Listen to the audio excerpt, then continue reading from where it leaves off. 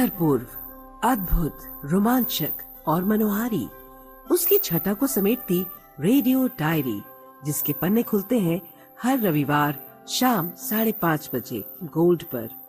पूर्वोत्तर डायरी। नमस्कार श्रोताओं, पूर्वोत्तर डायरी के एक ताजा अंक में आप सभी का स्वागत है। हर रविवार शाम 5:30 बजे हम पूर्वोत्तर डायरी के पन्ने आपके लिए खोलते हैं। पूर्वोत्तर राज्यों की विभिन्न गतिविधियों से आपको रूबरू करवाते हैं। खेल, संस्कृति और तमाम पहलुओं पर हमारे संवाददाताओं की रिपोर्ट्स आपको सुनवाते हैं। तो आज भी इस अंक में बहुत कुछ खास है। मैं कमल कुमार प्रजापति आप सभी श्रोताओं का आज के इस अंक में स्वागत करता हूं। पूर्वोत्तर डायरी।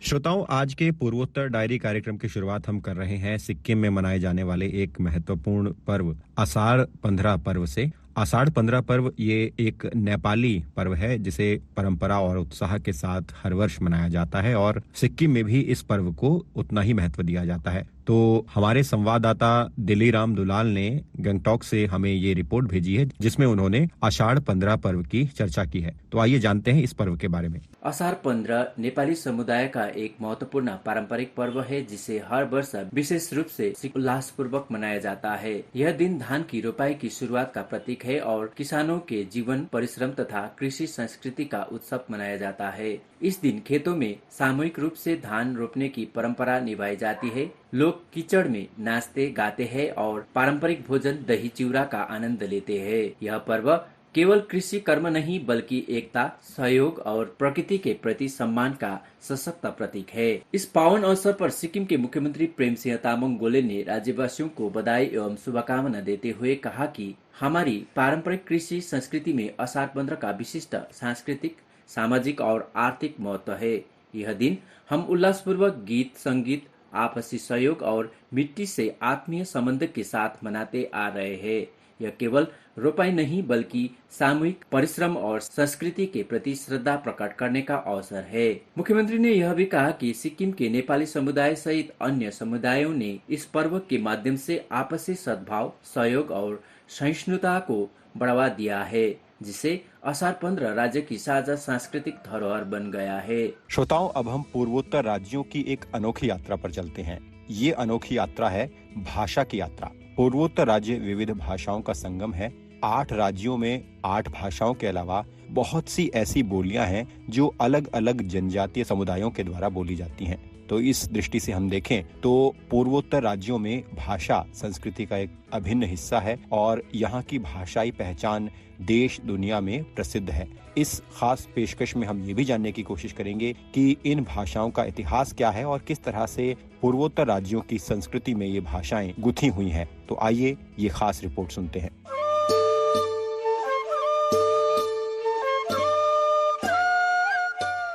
भारत के उत्तर पूर्वी भाग को अक्सर प्रकृति की गोद में बसी एक अलौकिक दुनिया कहा जाता है।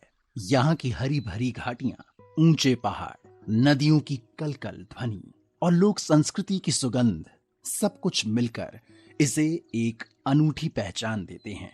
लेकिन इस पूरे क्षेत्र की सबसे खास बात है यहाँ की भाषाई विविधता। 8 राज्यों से मिलकर बना ये क्षेत्र मानव भाषाओं का एक रंग बिरंगा गुलदस्ता है जिसमें हर भाषा की अपनी सुगंध, अपनी मिठास और अपनी विरासत छुपी हुई है। अरुणाचल प्रदेश, असम, मणिपुर, मेघालय, मिजोरम, नागालैंड, त्रिपुरा और सिक्किम, इन राज्यों की भाषा और बोली सिर्फ संचार का माध्यम नहीं बल्कि इनकी आत्मा है।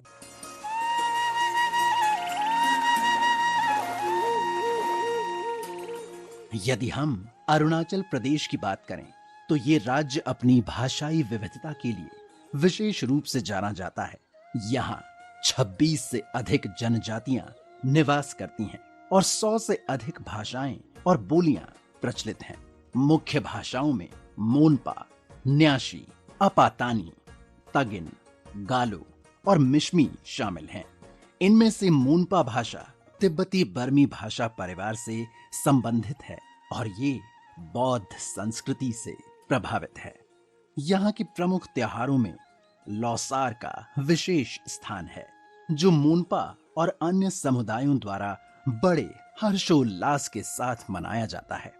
इस दौरान मोनपा भाषा में भक्ति गीत गाए जाते हैं और पारंपरिक नृत्य प्रस्तुत किए जाते हैं। अरुणाचल प्रदेश की बोलियों में प्रकृति के साथ जुड़ाव साफ झलकता है। यहाँ की कहावतें, लोकगीत और लोक कथाएं जंगलों, नदियों और पहाड़ों से जुड़े होते हैं। सात सुरों का बंधन है अरुणाचल, चैनो अमन का एक दर्पण अरुणाचल। असम, जो पूर्वोत्तर का प्रवेश द्वार माना जाता है, अपनी असमिया भाषा के लिए प्रसिद्ध है। यह भाषा इंडो आर्यन भाषा परिवार की सदस्य है और इसका ऐतिहासिक विकास संस्कृत से जुड़ा हुआ है। लेकिन असम की भाषाई विविधता केवल असमिया तक सीमित नहीं है। यहाँ बोडो, कार्बी, डिमासा, मिशिंग और तिवा जैसी जनजातीय भाषाएं भी बोली जाती हैं। बोडो भाषा बोडो समुदाय की पहचान है और इसे संवैधानिक रूप से 8वीं अनुसूची में स्थान।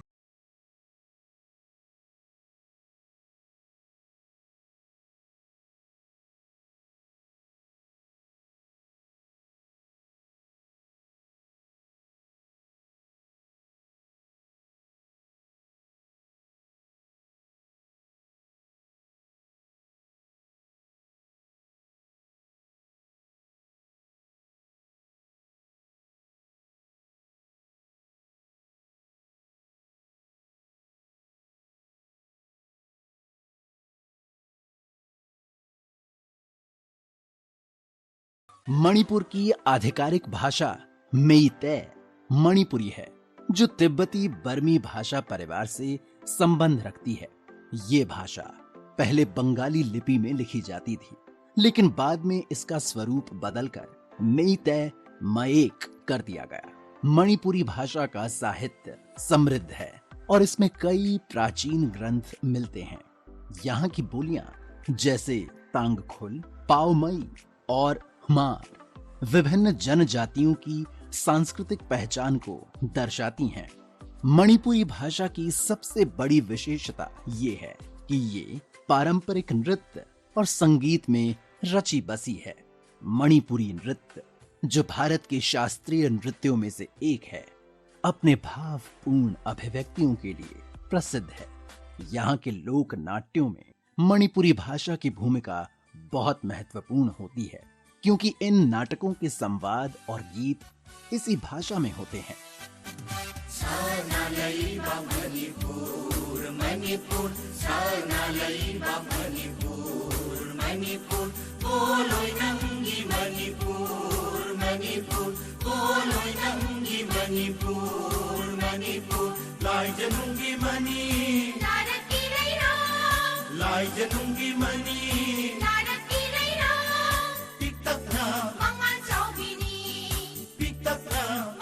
मेघालय में 3 प्रमुख भाषाएं बोली जाती हैं, खासी, गारो और जयंतिया।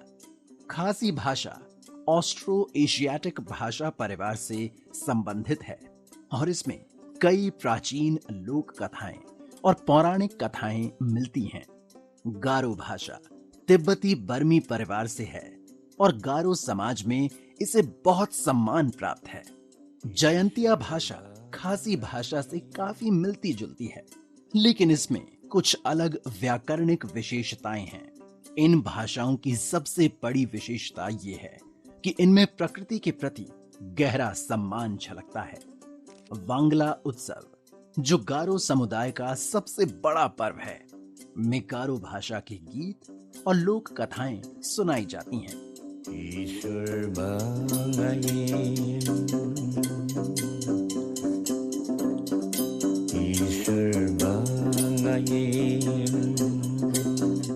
मिजोरम की मीजो भाषा इस राज्य की प्रमुख भाषा है, लेकिन यहाँ मारा और चकमा भाषाएं भी बोली जाती हैं।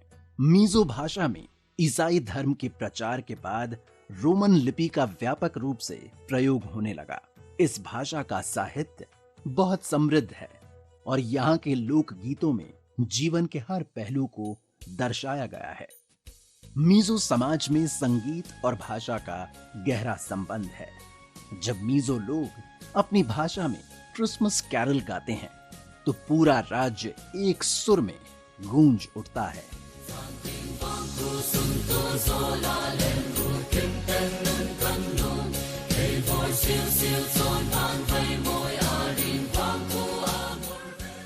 नागालैंड को भाषाओं का संग्रहालय कहा जाए तो अतिशयोक्ति नहीं होगी। यहाँ 16 से अधिक जनजातियां निवास करती हैं और हर जनजाति की अपनी भाषा और बोलियां हैं। अंगामी, लोथा, सेमा, चाखेसंग, कोन्याक जैसी भाषाएं यहाँ की सांस्कृतिक समृद्धि का प्रतीक है। नागालैंड के हॉर्नबिल महोत्सव में इन भाषाओं के लोकगीत और कहानियां सुनाई जाती हैं।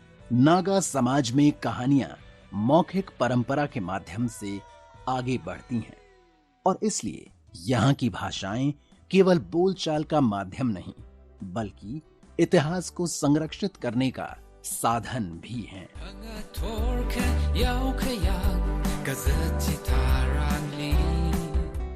त्रिपुरा में बंगाली और कोक बोरोक भाषा बोली जाती है। कोक बोरोक त्रिपुरी समुदाय की भाषा है और ये बहुत पुरानी भाषा मानी जाती है। त्रिपुरा के गड़िया नृत्य और होजगिरी नृत्य में कोक बोरोक गीतों का विशेष योगदान होता है।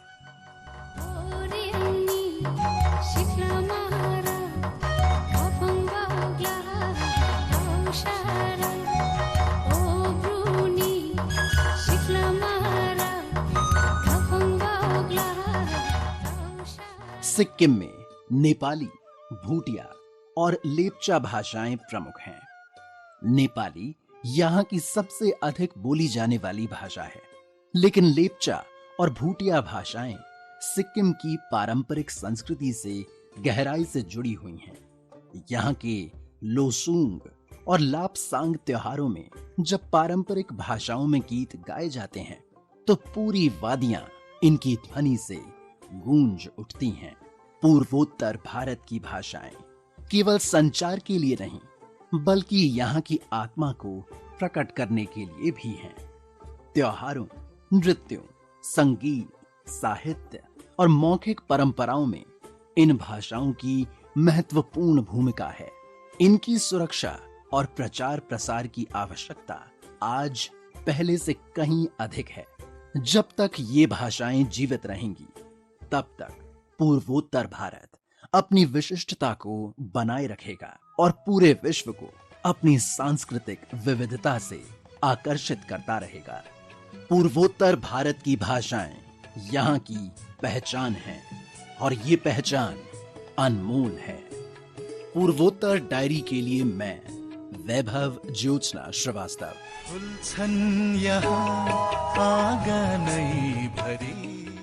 हम आपको ऐसी शख्सियत से मिलवाने जा रहे हैं जिन्हें अभी 2025 में पद्मश्री सम्मान से सम्मानित किया गया है और उन्हें सम्मान एक सामाजिक काम के लिए दिया गया है। उन्होंने अरुणाचल प्रदेश के एक जिले वेस्ट सियांग जिले में ड्रग्स के खिलाफ या ड्रग्स के प्रति जो ड्रग्स की लत में या शराब की लत में लोग पड़ जाते हैं उनको इससे मुक्त करवाने की दिशा में काम किया है और उन्होंने रिहेबिलिटेशन की दिशा में इसमें बहुत बड़ा काम किया है, इसलिए सरकार ने उन्हें इस सम्मान से सम्मानित किया है। तो आइए हम उनसे सीधे जुड़ते हैं। उनका नाम है यमगिन गामलिन जो मदर विजन संस्था की संस्थापक हैं। बहुत बहुत स्वागत है गामलिन मैम आपका प्रोग्राम में। Thank you.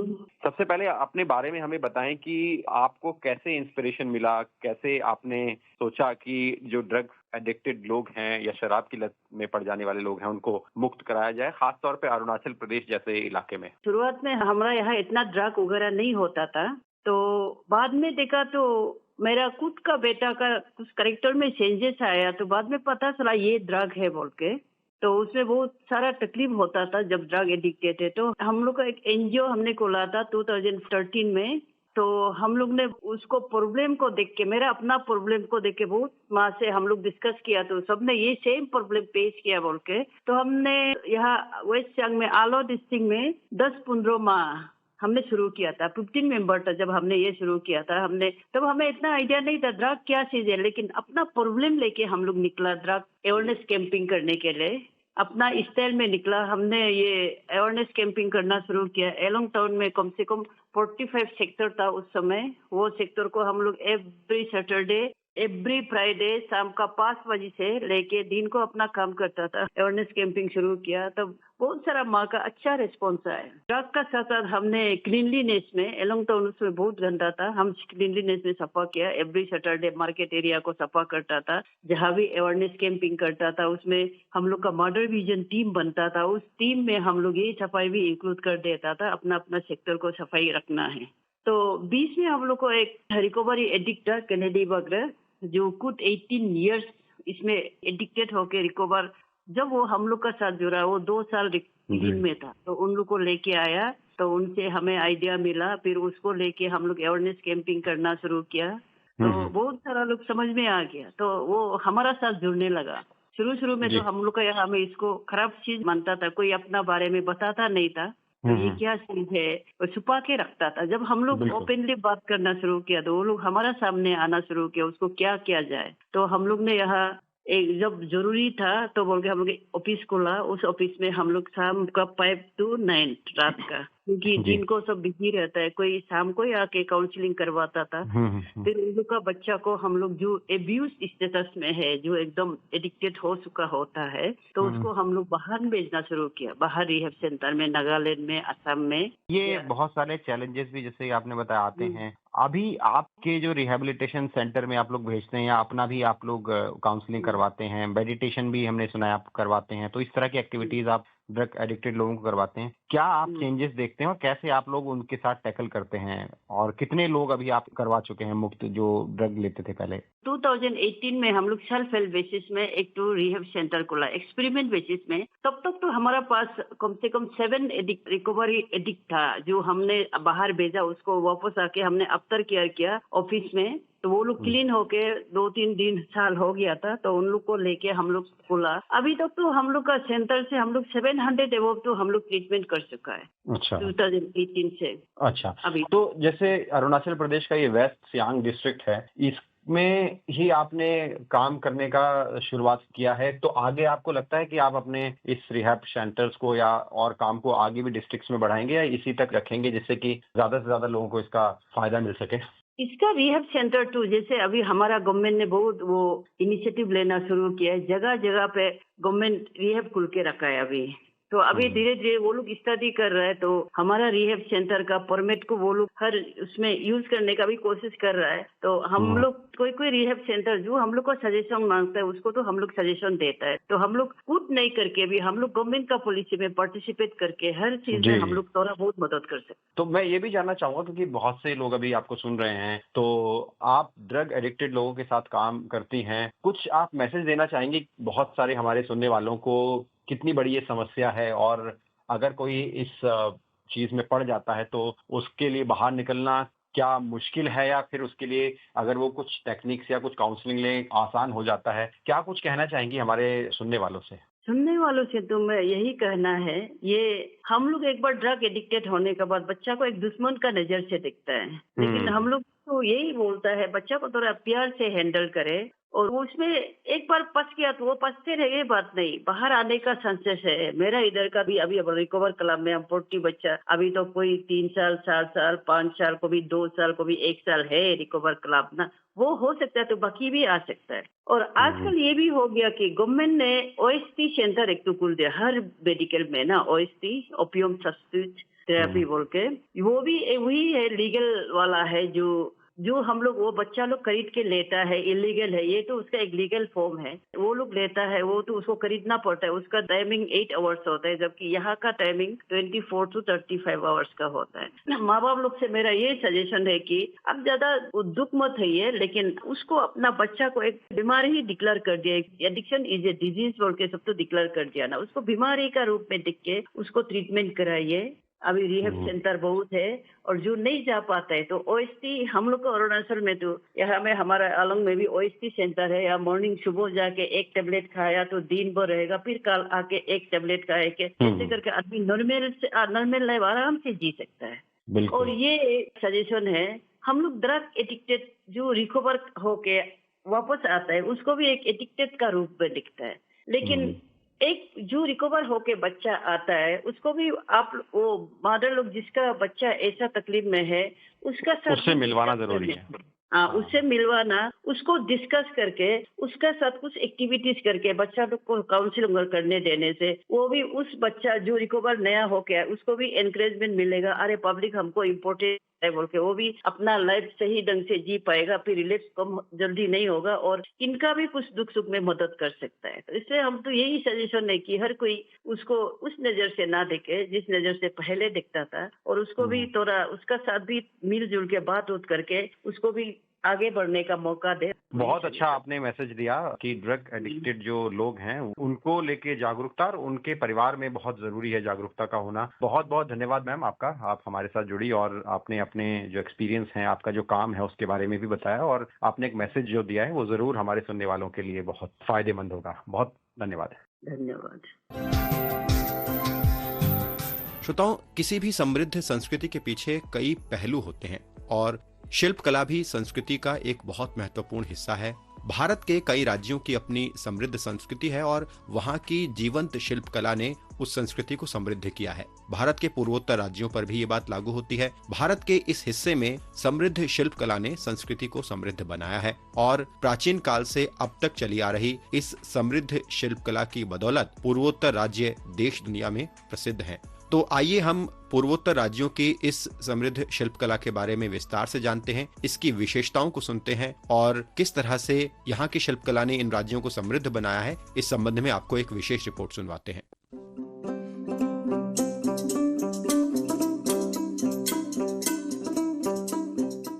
भारत का पूर्वोत्तर क्षेत्र अपने समृद्ध कला और शिल्प परंपरा के लिए प्रसिद्ध है। ये क्षेत्र असम, अरुणाचल प्रदेश, मणिपुर, मेघालय, मिजोरम, नागालैंड, त्रिपुरा और सिक्किम जैसे 8 राज्यों से मिलकर बना है। यहाँ की कला और शिल्प न केवल सांस्कृतिक धरोहर की पहचान है, बल्कि विभिन्न जनजातियों की परंपराओं, रहन सहन और जीवन शैली को भी दर्शाती हैं। इन कलाओं और हस्तशिल्पों की जड़ें प्राचीन काल से जुड़ी हुई हैं, जब स्थानीय कारीगरों ने प्राकृतिक संसाधनों से सुंदर कृतियों का निर्माण किया। सबसे पहले बांस और बेत से बनी हस्तकला की बात करें तो यह पूर्वोत्तर भारत के शिल्प का एक प्रमुख हिस्सा है। यहाँ के घने जंगलों में बांस और बेत प्रचुर मात्रा में पाए जाते हैं, इसलिए स्थानीय कारीगरों ने इनसे कई तरह की उपयोगी वस्तुएं बनानी शुरू की। असम, त्रिपुरा और मिजोरम में बांस से फर्नीचर, टोकरी, चटाई, झूले, सजावटी वस्तुएं और यहाँ तक कि घरों के ढांचे तक बनाए जाते हैं।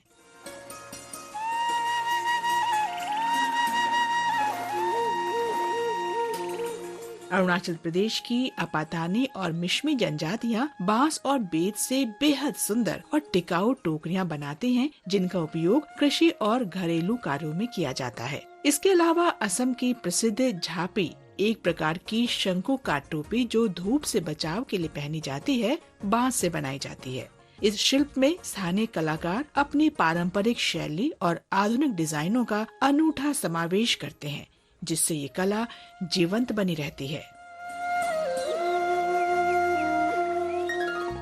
पूर्वोत्तर भारत अपनी अनूठी बुनाई और वस्त्र कला के लिए जाना जाता है। यहाँ हर जनजाति की अपनी विशिष्ट शैली और पारंपरिक डिजाइन होते हैं। असम की प्रसिद्ध मेखला चादर को मूगा रेशम, पाट और एरी रेशम से बनाया जाता है। मूगा रेशम अपने स्वर्णिम चमक और टिकाऊपन के लिए दुनिया में जाना जाता है। ये रेशम केवल असम में ही उत्पन्न होता है। यहाँ की महिलाएं हाथ से करघे पर महीन और सुंदर वस्त्र बुनती हैं, जिन पर पारंपरिक फूल पत्तियों और धार्मिक प्रतीकों की कढ़ाई की जाती है।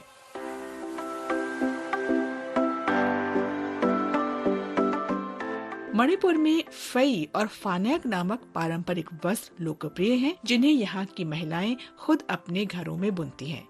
नागालैंड के विभिन्न जनजातियाँ जैसे अंगामी, आओ और सेमा अपनी रंगीन शॉल और वस्त्रों के लिए जानी जाती हैं। इन शॉलों में ज्यामितीय डिजाइन और विभिन्न रंग संयोजन होते हैं, जो हर जनजाति की अलग पहचान को दर्शाते हैं। मणिपुर के मिट्टी के बर्तन लोंगपी पॉटरी की भी विशिष्ट पहचान है। ये एक अनूठी कला है जिसमें काले रंग की चिकनी मिट्टी के बर्तन बनाए जाते हैं। इस पद्धति में मिट्टी और पत्थर के मिश्रण से बर्तन को बिना चाक के हाथों से आकार दिया जाता है। लोंगपी पॉटरी को उसकी सादगी और मजबूत बनावट के लिए जाना जाता है।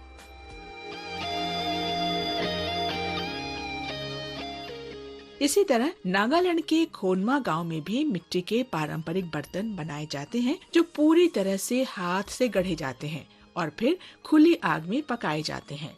लकड़ी के नक्काशी भी इस क्षेत्र की समृद्ध कला शैलियों में शामिल है। नागालैंड, अरुणाचल प्रदेश और मेघालय में लकड़ी पर की गई महीन नक्काशी का अद्भुत नमूना देखा जा सकता है। नागा जनजातियों के मोरुंग या सामुदायिक भवनों में लकड़ी की उत्कृष्ट कारीगरी दिखाई देती है, जहां लकड़ी पर योद्धाओं, शिकार दृश्यों और पारंपरिक प्रतीकों की छवियां उकेरी जाती हैं। अरुणाचल प्रदेश की मोनपा जनजाति भी लकड़ी की मूर्तियां और सजावटी वस्तुएं बनाने में निपुण है। खासी और गारो जनजातियां लकड़ी की मूर्तियां और घर की सजावट के लिए नक्काशीदार दरवाजे बनाती हैं। गहनों और आभूषणों में भी पूर्वोत्तर भारत की अनूठी पहचान है। असम के सोने और चांदी के आभूषण जैसे दुकाना, गोहना और थूरिया अपनी परंपरागत बनावट के लिए प्रसिद्ध हैं। नागालैंड में मोतियों, हड्डी और धातु से बने गहने अधिक प्रचलित हैं, जिन्हें पुरुष और महिलाएं दोनों पहनते हैं। अरुणाचल प्रदेश की मोनपा और शेरडुकपेन जनजातियां चांदी और तांबे के गहने बनाती हैं, जो उनकी सांस्कृतिक पहचान का हिस्सा है। चित्रकला के क्षेत्र में असम की कामरूपी चित्रकला और पट चित्रकला प्राचीन परंपराओं से जुड़ी हुई है। अरुणाचल प्रदेश में थंका चित्रकला बौद्ध संस्कृति से संबंधित है, जिसमें धार्मिक कथाओं और देवी देवताओं को सूती या रेशमी कपड़ों पर उकेरा जाता है। इस कला पर तिब्बती प्रभाव है और इसका उपयोग बौद्ध मठों की सजावट में किया जाता है। मुखौटा कला भी इस क्षेत्र की एक अनूठी विशेषता है। असम के माजुली द्वीप में सत्रिय परंपरा से जुड़ी मुखौटा कला विश्व प्रसिद्ध है। यहाँ बनाए जाने वाले मुखौटे धार्मिक नाटकों और पारंपरिक नृत्यों में उपयोग किए जाते हैं। इन्हें बांस, मिट्टी और कपड़ों के मिश्रण से तैयार किया जाता है और प्राकृतिक रंगों से सजाया जाता है।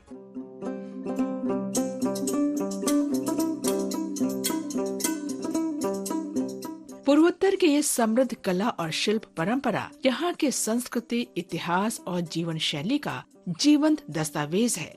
ये न केवल अतीत की झलक दिखाती है, बल्कि आधुनिकता के साथ संतुलन स्थापित कर भविष्य की ओर भी बढ़ रही है। ये कला क्षेत्र के लोगों की आजीविका का साधन तो है ही, ये सामाजिक और सांस्कृतिक मूल्यों को भी संरक्षित रखती है। इसके संरक्षण और संवर्धन के लिए सरकार और स्थानीय कारीगरों द्वारा विभिन्न प्रयास किए जा रहे हैं। भारत की ये भूमि अपनी कला और हस्तशिल्प की अनूठी विरासत के कारण विशेष स्थान रखती है और इसकी पारंपरिक विधाओं को सहेजने और प्रोत्साहित करने की आवश्यकता है। कनकलता, पूर्वोत्तर डायरी के लिए।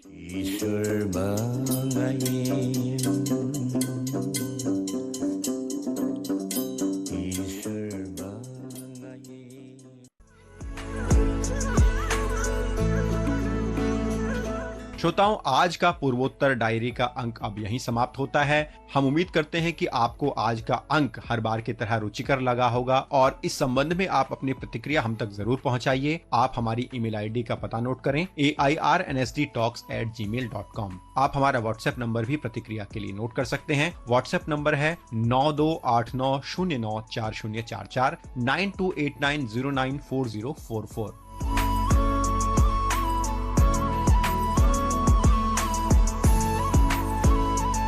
हम अगले रविवार शाम 5:30 बजे आपके साथ पूर्वोत्तर डायरी का एक नया अंक लेकर फिर उपस्थित होंगे। आज के कार्यक्रम को हम यहीं समाप्त करते हैं। नमस्कार। ये कार्यक्रम आकाशवाणी के समाचार सेवा प्रभाग द्वारा प्रस्तुत किया गया। आलेख व संकलन कमल कुमार प्रजापति। प्रस्तुति सहायक दानिश जैदी।